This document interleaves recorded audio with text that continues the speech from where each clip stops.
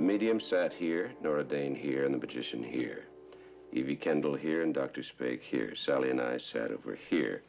Arthur Kendall appeared about here from my sideline. We checked, sir, and there was no evidence of projection equipment or mirrors to create the image. That means the image was created by the presence of a real person. In the flesh, sir. These drapes concealed the door through which he obviously came. But, sir, that door was locked.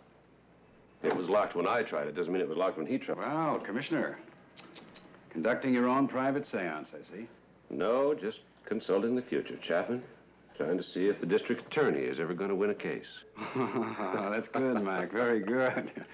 Now look into the past and see if you should have won the case of Evie Kendall. Why? You thinking of putting a ghost up on the witness stand? I'm dreaming about it. Especially about the part where he testifies to the fact that she killed him. What's your angle? Justice isn't an angle, Commissioner. Why don't you turn that into a bumper sticker? You know that Evie Kendall was acquitted of that murder. And even if she walked into this room right now and confessed, the laws of double jeopardy would prevent you or anyone else from taking legal recourse. So, what's your angle? Well, let's see. She testified that she took sleeping pills that night. But did she?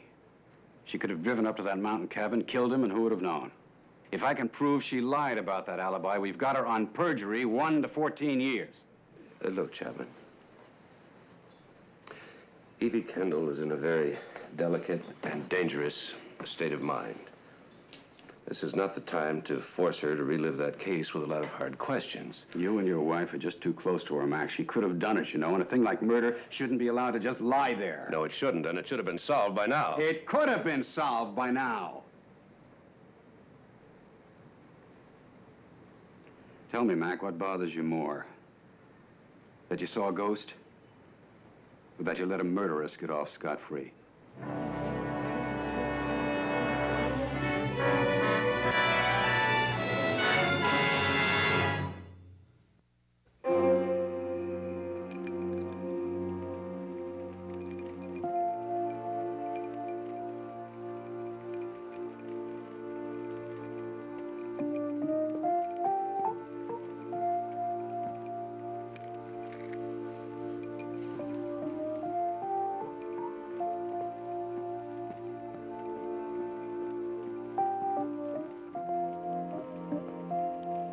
How about my specialty? No, just rub my neck. Okay. Did you ever have the feeling you were being used, Sally? Mm-hmm. Mm-hmm. It's the way I feel.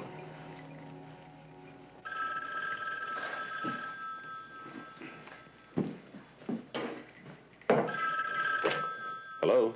Commissioner, I found a report that a lawyer now dead was called upon to draw up a contract of some kind between Arthur Kendall and Harry Hastings. What kind of a contract? Well, the deal was never made, sir, so we don't know. But Harry Hastings does. Ladies and gentlemen, this is Pandora's box. Contrary to legend, Pandora never opened the box, never discovered the contents. Its hideous creatures were never set loose over the countryside. It was taboo, forbidden. And for that reason, in 1704, this lock was placed on it. Through all the long years and the many centuries since then, Pandora's box has remained Nora, closed. I wish Joe would come back. Shut. They're divorced. My little romantic, you do know what that means. I don't want to discuss it. Tonight, ladies and gentlemen, you are in for a rare and eerie experience. Tonight, this night, for the first time in history, Pandora's box is to be opened.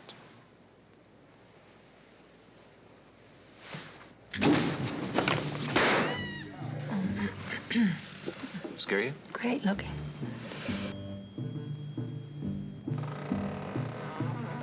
I think Pandora's gonna jump out. Lying in your lap. You're the one who wanted ringside. I love it.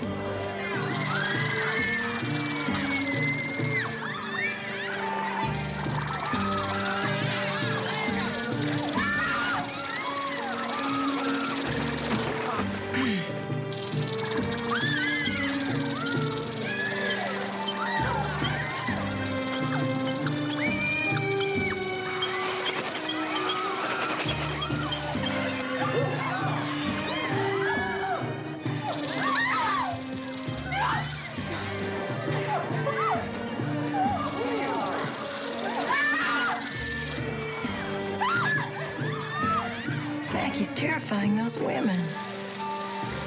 I'm not easily frightened, but if I were, well, it'd be enough to drive you batty. You do think it's a little scary, don't you, Mac? Do you suppose that was the deal? What? The deal between Arthur and Harry. To drive Evie out of her mind.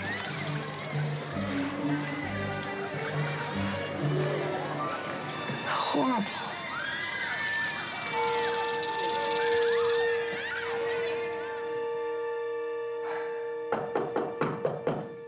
Come in. Great show, old great Mandini. Absolutely terrifying. You want to see my goosebumps? Sally, no. I could show you a few of my own. You mean you scare yourself? Only on opening night. That Pandora's Box illusion's quite a horror show, Harry. I hope so.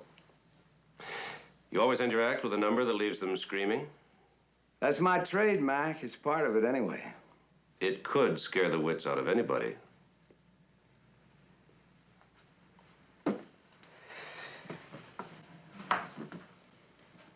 I didn't make that deal with Arthur Kendall, Mac. In fact, when he asked me to drop by that afternoon, I assumed that he and Evie were both there, and it was just for a visit. I quickly discovered that he was alone, and... It's a surprise party, Harry. Evie's birthday. It'll be quite a group, 20, 30 people. Now, just before Evie comes down the stairs, I'm gonna make sure there's a power failure. Power failure? You're suggesting she come downstairs in the dark? Well, why not? That's the idea, surprise. But what a surprise. Just before the lights go up, you unleash those squiggly creatures from Pandora's box. Arthur, are you aware that she's never seen that trick before? She's never even heard of it. That's what's so great. She won't know what's happening. Women have been known to faint when I perform that illusion, Arthur. You know that. You know it. Evie won't faint. Heaven forbid. No, Arthur. The answer is a definite no. What do you mean, no? Harry, I'm not asking you to do me a favor. I'm engaging your professional services, standard contract. In fact, now that you mention it... I didn't mention it. I'm having one drawn up. Name your price. The lawyer will fill it in. Good day to you, Arthur. You're not leaving just yet. What are you trying to pull? What are you trying to pull, Kendall? Harry Hastings, the great Mandini, magician extraordinaire, is that it? All right, I'll lay a bundle on you for just one performance. Including health and welfare, including that? Harry, you may need health and welfare sooner than you think. You know, magicians aren't exactly in demand these days. Or do you plan to stand on local street corners and pull rabbits from hats in hopes that people will throw pennies at you? I should have hit him. I wanted to, but I didn't. I simply got out of there. Mac, that's the last time I talked to Arthur Kendall. Why would he want to scare her like that? Why? To drive her back to an asylum, of course. For her money, Sally, that's why he married her. That's also why he wanted to get rid of her. Imagine thinking about money when you're face to face with a creature as lovely and as fragile as Evie Kendall. She is quite simply the most exquisitely beautiful woman in the world.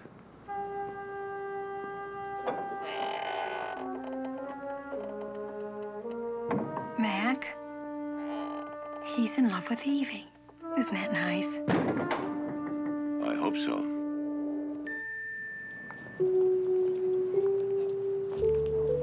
Remember that movie with Charles Boyer? Yeah, and Ingrid Bergman.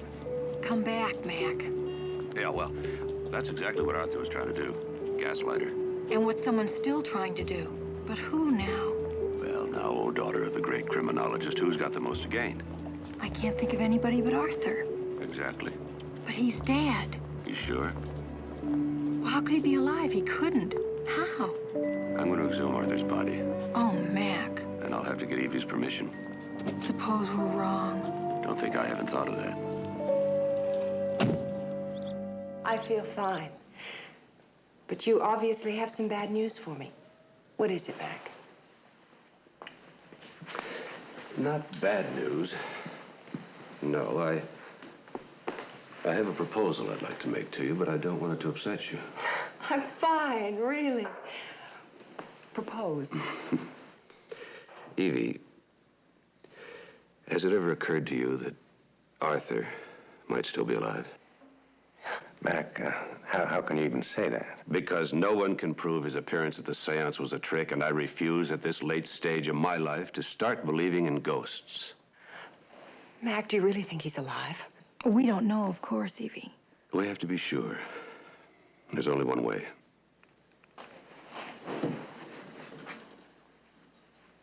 How do you do that? Exhume the body, and I need your permission. You know, you're taking a terrible risk subjecting her to this. Eli, please. Mac, if you feel it's the right thing to do, then do it.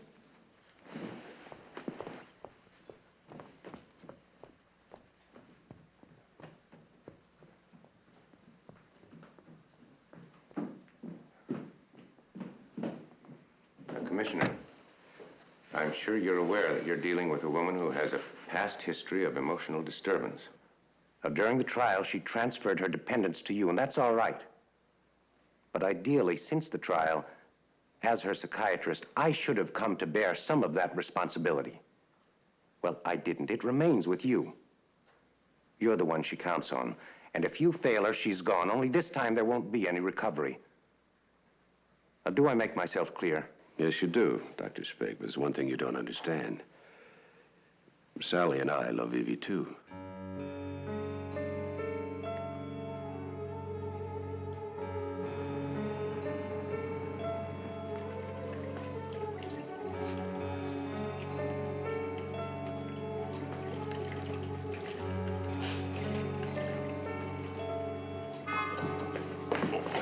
Where's Sykes? He went to get the coroner's report. Did he say anything? Only that he wanted to tell you himself, though he was smiling. Commissioner, I've got great news for you. Great, let's hear it. Well, first of all, because of the intervening year, it was impossible to get any fingerprints. Did you get a haircut? Yeah. Come on, Sykes. Thought so. Well, then we checked for bone fractures. And there was no discrepancy between the corpse and Arthur Kendall's medical record. What did you find out? The dental plates. It so happens that the man who did those plates is a friend of mine. As a matter of fact, he did this bridge. Take a look at that work, will you? Oh, yeah, it's lovely. Is that beautiful? Oh, lovely. Well, he's a fine man. He's one of the best in the profession. And I talked to him personally. Sykes, what exactly did he tell you? A perfect match. No question about it. About what? That the corpse is Arthur Kendall. He's dead? You bet he's dead. Thank you, Sykes. Well, I must say he didn't seem too pleased. Sykes, he didn't want the body to be Arthur Kendall. He didn't? Well, nobody told me. Well, what would you have done about it if they had? Well, I could have been a little less cheerful.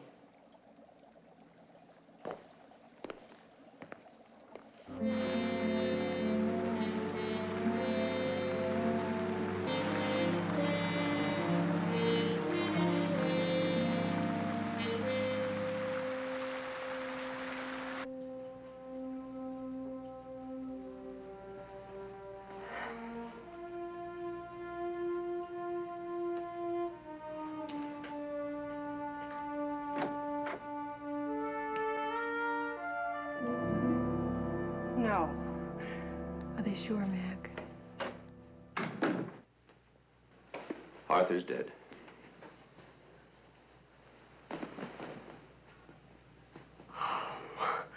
And we're back where we started, aren't we? Oh, Mac. You don't know how I was hoping this would all finally be at an end. That we'd know who it was. I was counting on it. I was counting on it too, Evie. I was convinced. Otherwise, I wouldn't put you through all this. Well,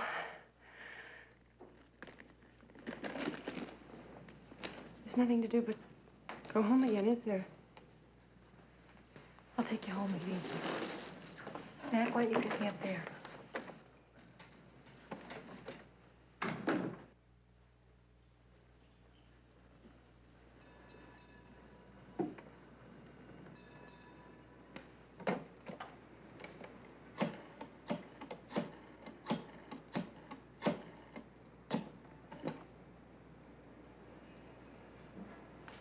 Dr. Spake, please. Commissioner McMillan calling. Hello, Eli? Mac. Yes, we've just had the report. The body is Arthur Kendall's. No, I've already told her. So I'm calling you. Sally's taking her home now, and I think it's a good idea if you were there when they arrived. All right, we can talk about it later. Excuse me, sir. Boy, if I was ever set up for one, this is it. Set up for it? By a first-class criminal mind, too. He's been ahead of me every step of the way. He knew that séance would terrify Evie, but not enough to drive her insane. Just enough to make her lean on me. A little bit more. He knew I'd exhume the body, which would give her new hope, knowing full well the body was Arthur's. And he knew what that would do to her. Using me to push her right on the edge of madness. Well, if he knows me that well, then I must know him. Well, who is it?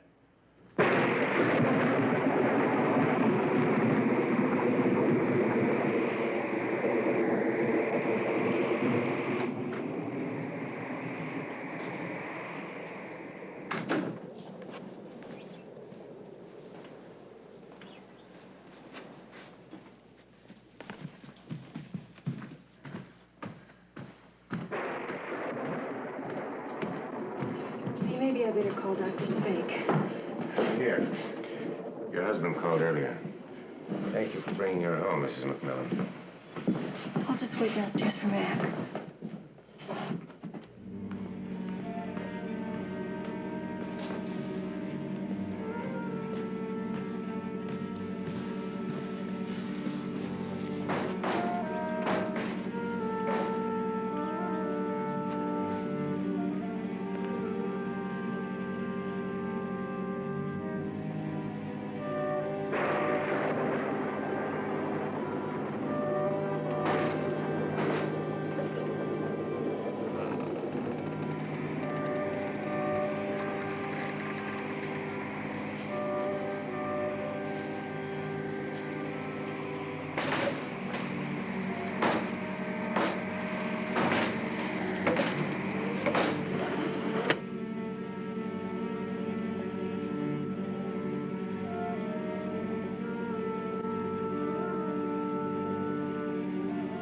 It was there. I put my coat and purse right there.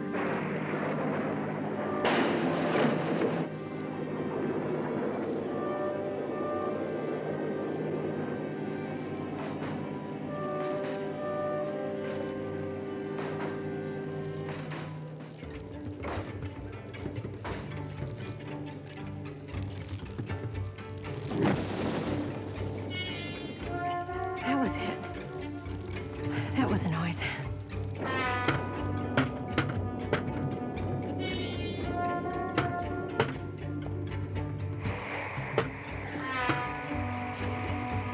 Oh, it's nothing. The window to the French door's open. Sally. Sally.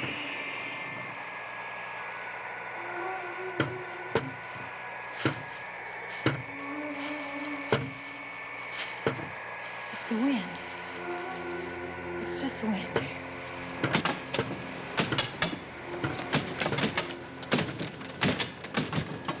Sally. I know what you're trying to do. If Evie were to come downstairs and see her best friend screaming like a banshee, then it would really drive her mad. What am I talking to? I'm talking to the wind. Sally. You're dead! You're dead!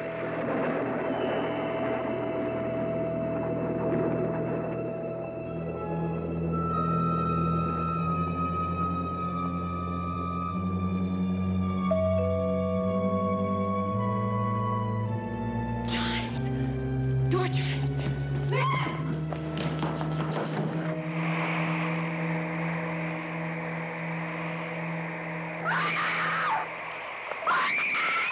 He's here! He's here!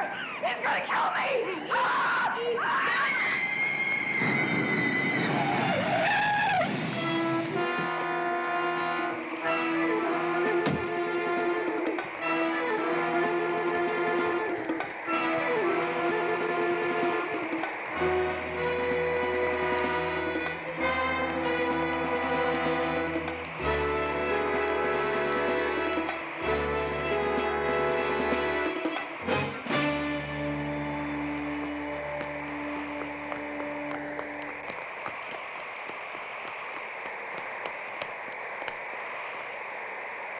You're to blame for this. You may have destroyed her tonight.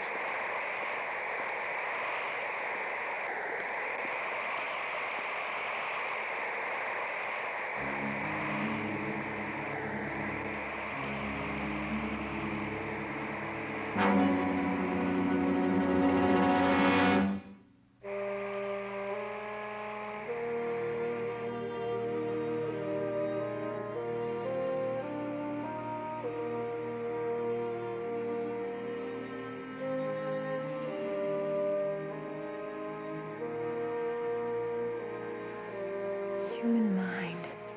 It's a primitive fear of the unknown. It's remarkable what it can do to you. Who could it be? Fear of the dark.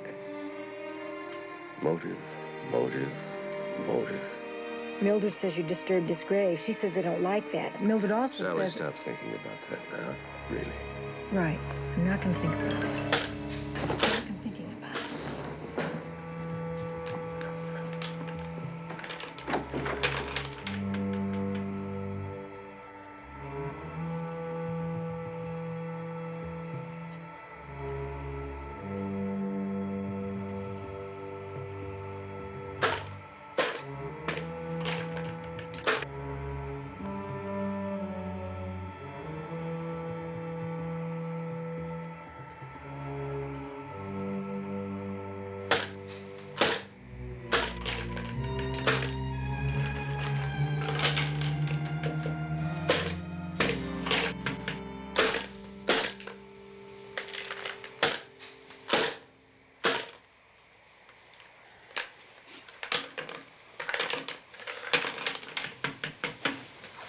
Mildred.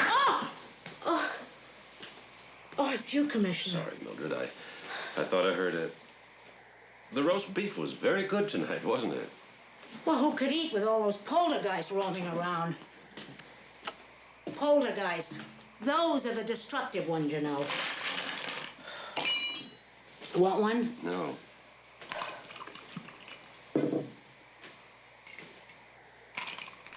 Oh. Want another one? No, one was enough. Well, I asked.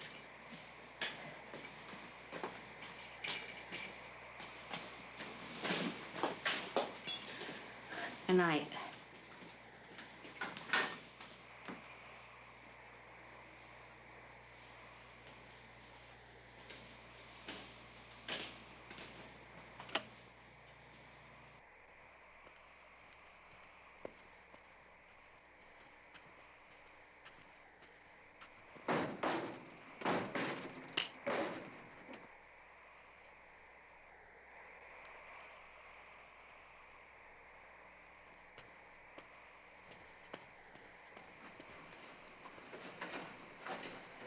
It was Mildred getting ice cubes. I thought it was Mildred. It was just that I was thinking that...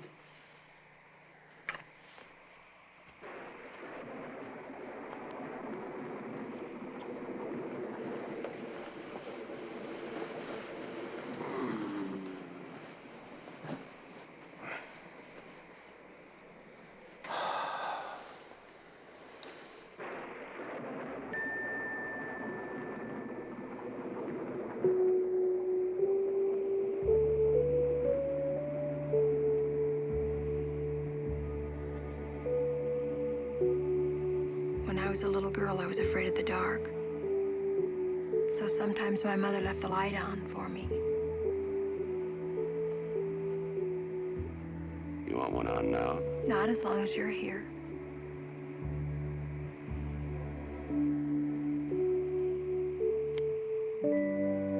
Thank you, Mac. I love you too.